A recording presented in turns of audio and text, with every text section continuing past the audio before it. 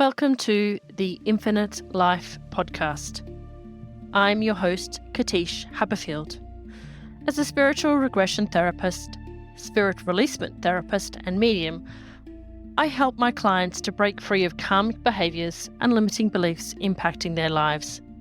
This free podcast takes you behind the scenes in sessions with my clients as they experience regression sessions and celestial healings, as they access the wisdom of their sub and superconscious mind and witness the unfolding story of their soul.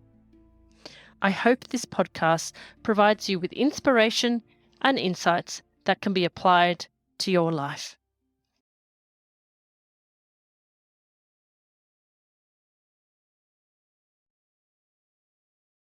Welcome back to the Infinite Life podcast. You'll remember that we were talking to the little boy, James Kirk Muir, who I crossed over at a cemetery. And he was talking to us from the afterlife to let us know about his experience and his life. We kept getting interrupted by pushy, impatient children and also some attached spirits that Megan had that we had to release into the white light as well. So the session suddenly became very long, and I decided to break up that episode into 2 episodes. So this week we are coming back to finish the session and make sure we cleared up everything with James, and then to hear from the impatient little children who have some messages for me. So I hope you enjoyed this week's episode. Namaste.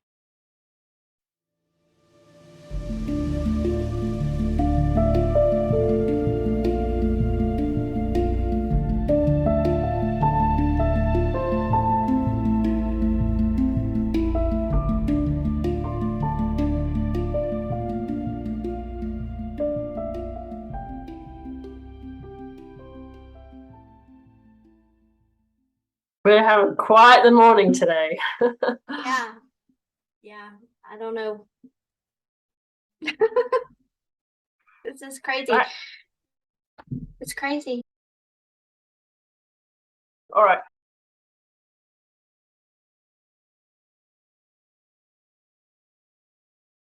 Let's just see if we can finish off James, Okay.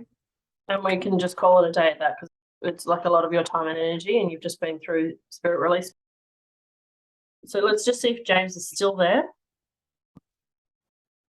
And if he can see, is it simply now? Sometimes it's that they need to step back. You know how you said there's a lot of children?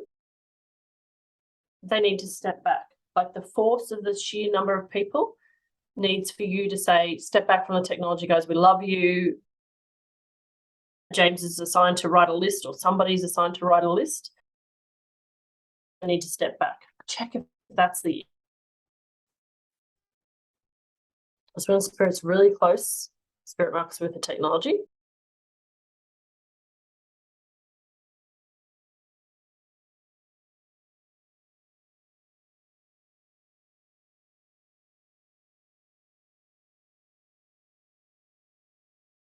Okay, I've asked him to step back and that it's interfering with the technology, and that we wanted to talk to just James right now, that we would be happy to talk to anyone else at any time. Right now, it's delaying things, and we won't ever get to them the longer that this happens. So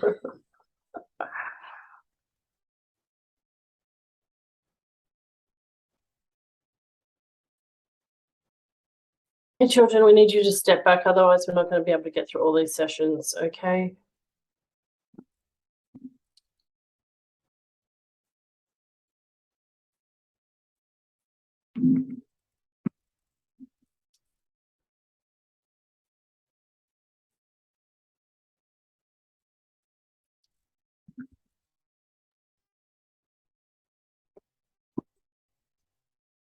I keep asking him to step back too. I don't know if it's just them or if it's just all the energy. I feel like there's one child that's trying to like push forward. James, do you mind if we just see if there's somebody pushing through? Like I get this feeling that somebody's stepping on other people's toes and pushing through. Maybe they have one small thing we can let them say, and then James can come back if he has something else to finish. Is that a correct perception, James? Is there an impatient child? Yeah, it feels like he's like laughing. Yeah. Would you mind just bringing that child forward and then letting them have their say? And if you still have something to say, we will hear it afterwards, James. I really apologise, but that's the only way I can think around not having Zoom crash 57 times. Do we have your permission, James? Yeah. He's saying that he's good, that he doesn't really have anything else to say unless we just have questions for him. So he's saying that that's good. Thanks, James. We really appreciate you coming through. I'm really delighted that you came through. Thank you.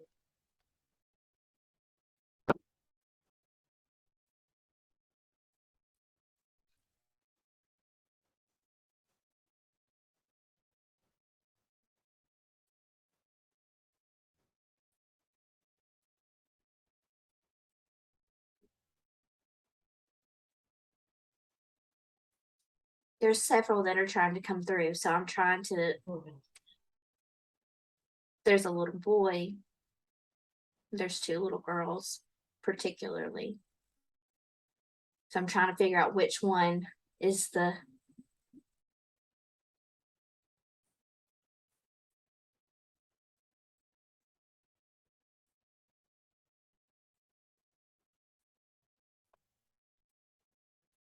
The one that just got on the other's shoulders to get higher is the one. Okay, so this feels like a little girl. Very young. Definitely seems to be under 5.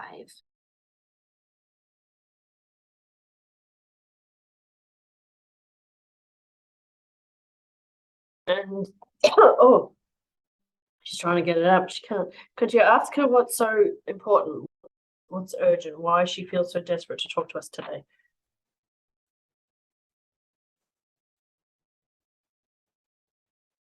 She wants to say sorry to you.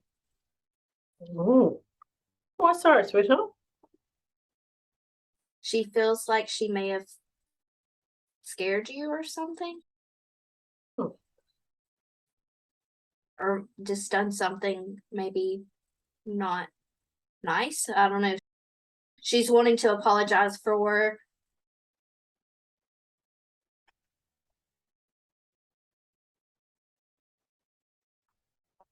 Apparently, like, the energy that she originally brought to you was very strong. Okay. And she came on really strong, and so she's wanting to say sorry. Okay. Thank you for your apology, but everything's good.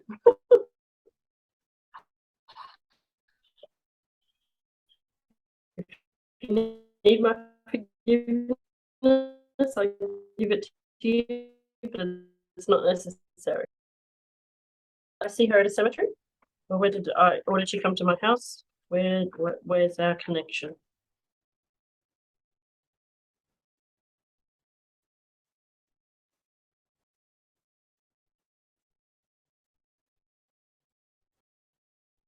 It doesn't feel like either. It doesn't feel like cemetery or house. Oh, okay. Ooh, right. Does she? She just keeps showing me a cemetery, but I just don't feel like that's where you would have had this encounter. It's possible that she attached to you and went home with you, but I'm not feeling like that's where you at least. Yeah, it just doesn't feel right.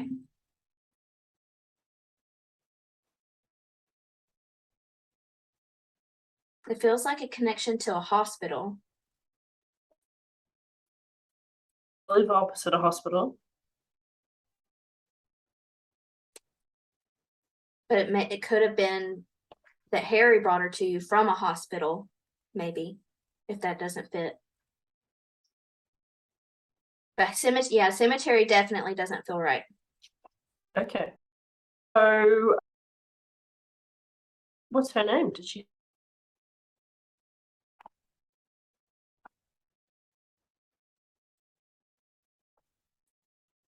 I'm getting something with a J. A J name. J? Name with a J. Okay. All right. Now, it's probably most likely that she's one of them that I may have played a recording for to cross over. Because there were some days where I was just overwhelmed while I was learning, and I just played a recording of me reading out the crossing over prayer, in which case I will have no record of her. So if there's anything that she would like to share about her journey, any message that she has to give us today about her story.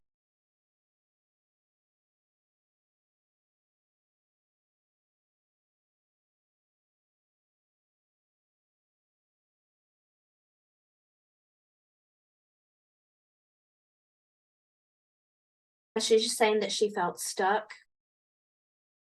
She felt trapped. She felt like she couldn't move forward. She couldn't go back.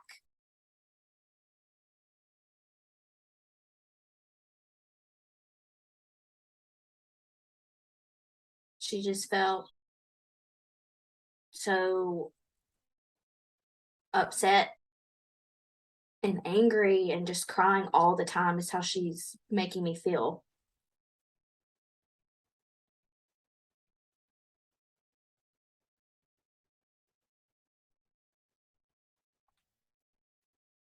She's showing me a lamp.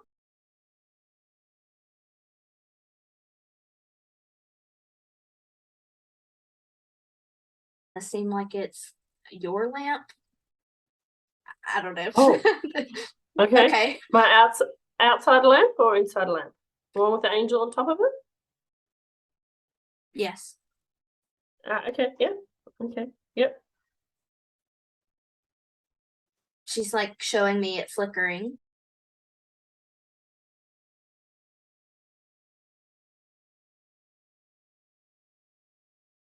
So it seems like you like to play with energy. Uh-huh. We know about that, don't we? Yeah, I just made that connection. She says she loves cats. No, I was going to ask her about the cat, yep. Yeah, she says she loves cats. So she loves Max.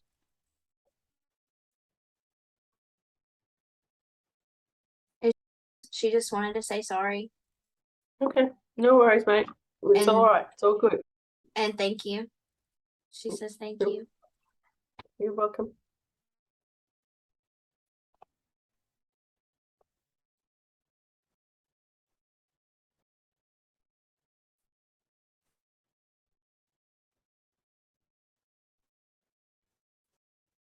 Yeah. That's it. That's it. Okay.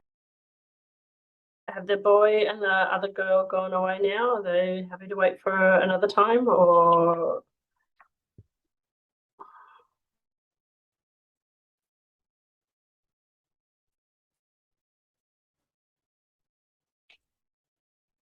The boy is still here. Okay.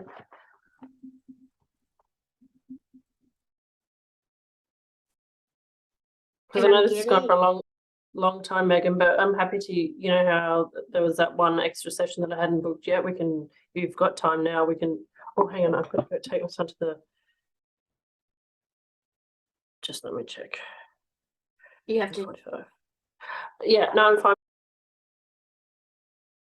Leave here at 10:15. So yeah, but Okay. I'm happy to use this as a double session if you want to just keep going to deal with the situation. Yeah. I count this as a 2. Yeah. Whatever we need to do, it's not a big deal. I'm just glad we are getting them to come through, and while they're here, we might as well. The name Ernie came to me. Now I know that Ernie is on your list, and I don't remember any details on the list, but I think I saw Ernie on there twice. So yes, there are a number of Ernies. Yeah. Okay. But this one particularly feels like a child. So I don't know if there's a boy Ernie. And it could just be the lingering child energy from all the children that have been in here today. But let's see what else he's got. Yeah, see what else he has to say.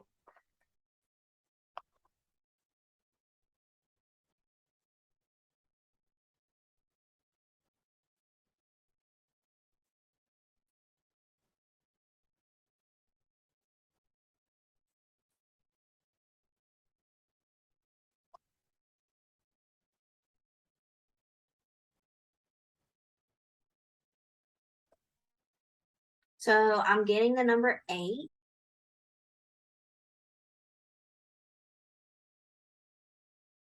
Can you ask Ernie what his surname starts with? What letter?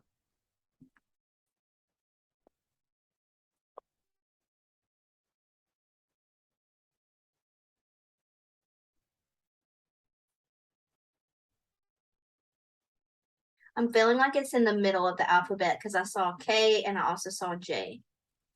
Yeah, H. Yep. Okay. So in the middle. In the middle. I saw both of those. I saw a K and a J. Okay.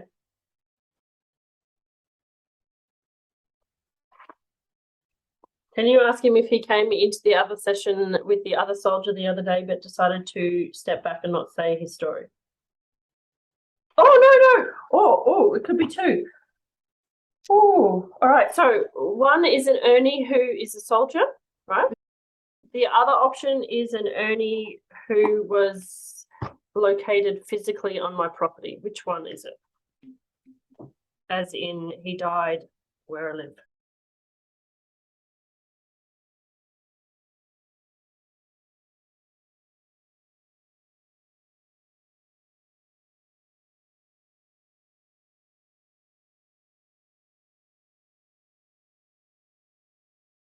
This one's the soldier. Soldier. Okay. But The 8 goes. This is Ernest Hagger. Ernie. Oh, come on, guys, step back. Yeah. I think it's okay. Okay. Well, what did you ask?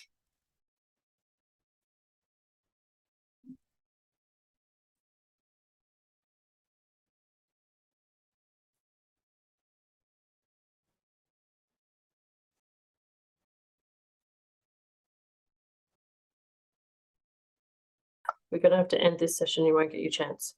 So if it's Ernest Hagger, then he died in 1918, which is the 8 at the end of the number. Yep. Okay. So I'm sorry, I didn't hear you. He tried to come through with George, right? Yes. Yes. And in my understanding, he was the person that the White Wolf actually sent me to find. Yeah, that feels like a yes. Yes, okay. And then we found everybody else as well. Thank you so much for coming to talk to us today. And it's your turn now.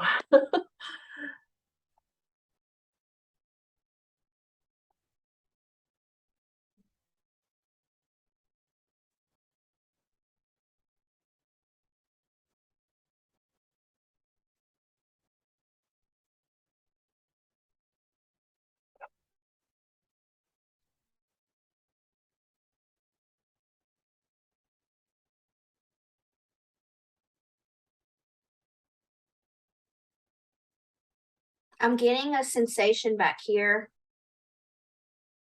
So I'm thinking something with the head is how it feels to me.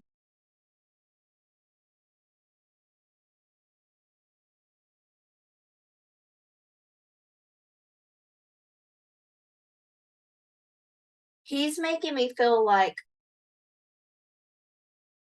he was ready to cross over. Okay, yeah, he's making me feel like he was starting to want that finally. And he is making me feel like that's one of the reasons why you were sent after him, so that you could definitely facilitate that, because that's what he was wanting, or getting to that point. But he also wasn't sure. He still had some doubts. I feel like there's a lot of religious stuff here with him being a soldier. I feel like he felt a lot of guilt about some of the things that were done and some of the things he had to do and see while he was a soldier. And so he was afraid that he wouldn't go to heaven. He was afraid. Yeah, lots of fear of hell, fear of judgment. And so that's where the back and forth comes from. He was ready because he was tired of being here. He was tired of being earthbound. He was starting to get to the end where he knew there was nothing left for him here, and he was just getting sick of it. But he still was a little afraid as well. And he's making me feel like you were able to facilitate him and give him that final piece that he needed to do that. Okay, great.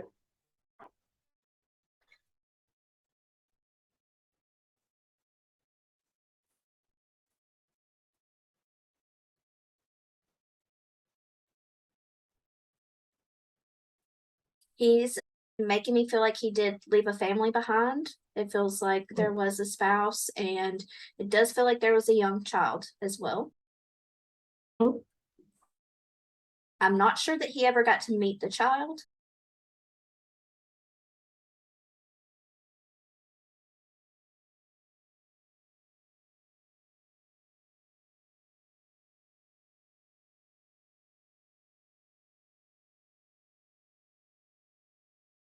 But ultimately, it was the fear of religious judgment and that kept him from crossing over. Step back, please. Mother Mary, ask them to step back, please.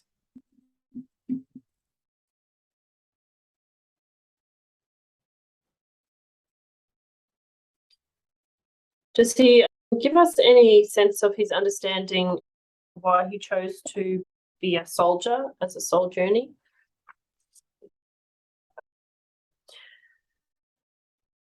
Was this lesson about religious judgments? What was the lessons in this lifetime as the soldier? I'm feeling like he was pressured to join as well. I'm feeling like there's a lot of similarity with him and George there, which was why they probably wanted to come in together. I'm feeling like he is a lot from like the men in his family. They have this duty to uphold type of belief system, and so he felt like it was his duty. Please. Little girl, step back.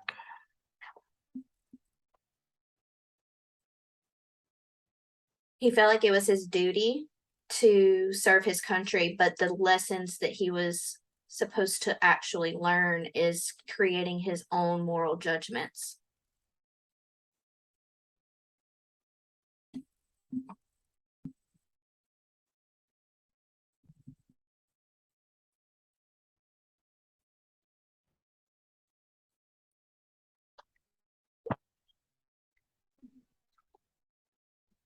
Yeah. I don't know if you heard what I said at the end, but I said that he did feel like felt like he had this duty to uphold, to be part of like the men in his family, but his lesson that he was actually meant to learn from being a soldier was to create his own moral judgments and not those forced upon him from family and from religion, and to create his own. Okay, very important lesson there. Yeah, because he is making me feel like being a soldier was against everything that he wanted for himself. And that's what caused a lot of the shame and the guilt and the fear that kept me here.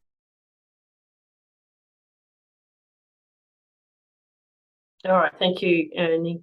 Anything else that you'd like to share, or shall we let the other little bossy girl come through?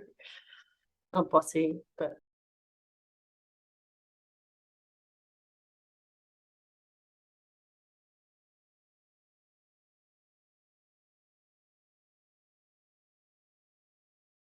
yeah, I don't feel like he has anything else. Yeah, that's okay. all he's really bringing forward. Thank you, and thanks for coming through twice, and we appreciate your time today. Thank you, Will. Okay, this last little girl, and then we need to be done. The one that was with the other girl.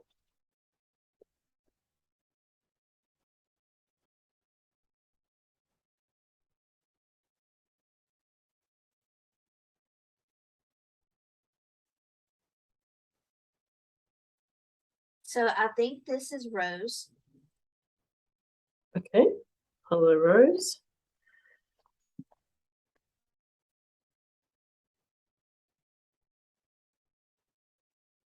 I'm feeling like this is a baby just because I'm hearing constant crying. Okay. But oh, yes. Like yes, I know who she is. Sorry, I forgot it. Yeah. Okay. Rose is so recent that I don't think I've even written her down. And she has an unmarked grave in the South Brisbane Cemetery. Is that her? I only found her the other day. I haven't even written her file. Rose. Yes. Yeah, that feels right. Yeah. Great. Okay, yeah, I know who she is, exactly who she is and where she is. And I don't know why I hadn't created a file for her. Hi, Rose. Thanks for coming through. What do you have to tell us today? Where is she? Yep.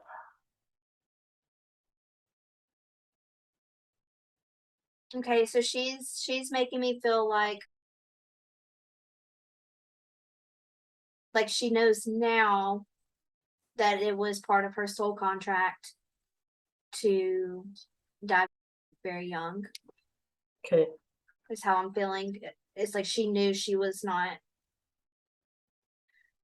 It actually feels different than soul contract. It feels almost like there was like she changed her mind or something. Okay.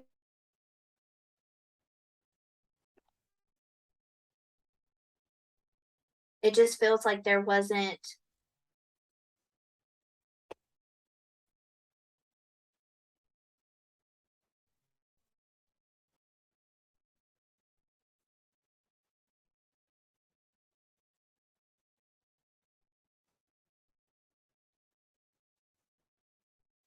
It feels like there was like some kind of change with the family that she was going to be born into. Oh, okay.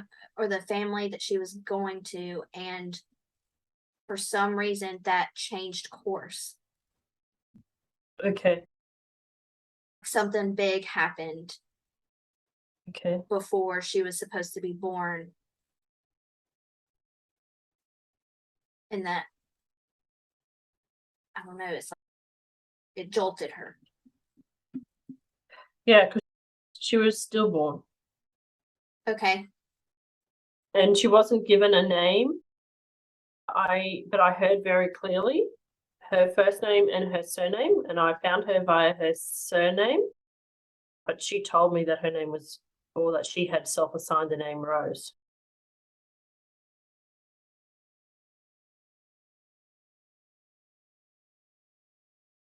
Yeah, like it doesn't, yeah, it almost feels like she changed her mind.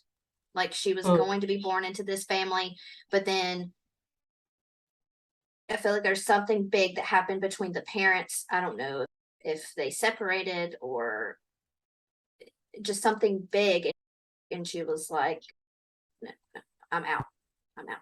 Yeah. Okay. And Rose, is there anything that you learnt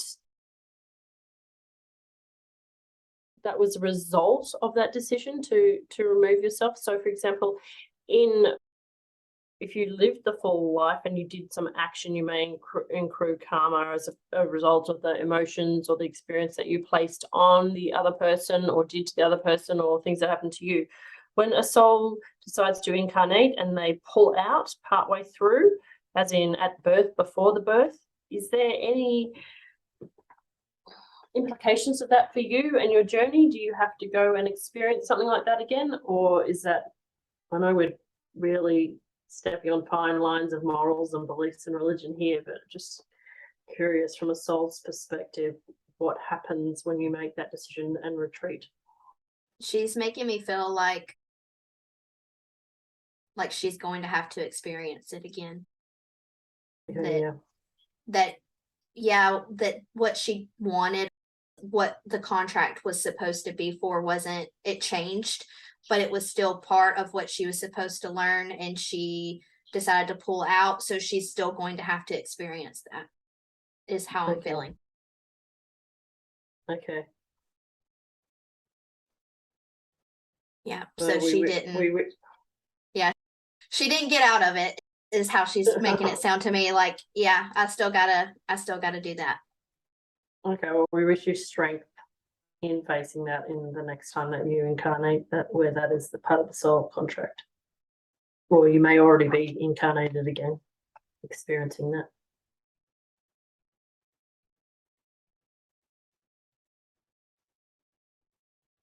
Yeah, she's making me feel like she already is. Time is weird, but she's making me feel like she's already working on that part of her soul. Okay. All right, thank you. That's very interesting, and it confirms what I had read about. So thank you for clarifying that. Is there anything else that you'd like to share with us about your experience, or have we covered it, darling?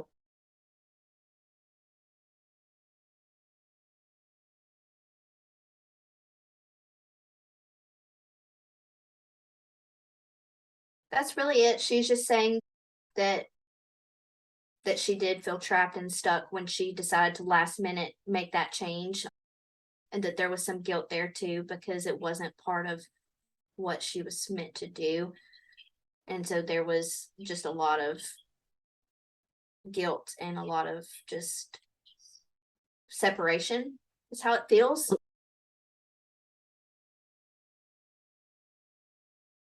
And after the mother that she was born to and the father that she was born to, after they crossed over, was it part of the healing process for all of them to meet up and chew the fat, so to speak, or did they go through their healing processes separately? I guess the question I'm asking is, did she ever have contact with those souls again as part of the healing and forgiveness process for what she caused them to go through?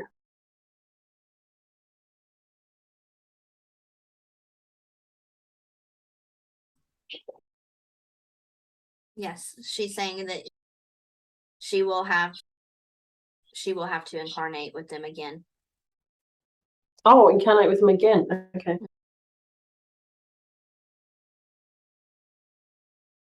Okay. Yeah, I was just wondering whether she'd actually done that resolution in the afterlife, the life between lives, or whether she needed to. Yeah. Okay. So she needs to go back and have another go at that. Yep. All right. Thank you, Rose. I'm feeling like the energy is settled now that we got all the urgent ones through and that everyone else is willing to wait. Is that the case? Yeah, I think so. It definitely doesn't feel as chaotic. Yeah, it was very chaotic. Woo! Big session there. Thank you so much for your time, and I will send those tracks to you. I'm just writing myself a note track. Yeah, thank you for walking me through that and for helping me with that. That's all right. Bye. Bye.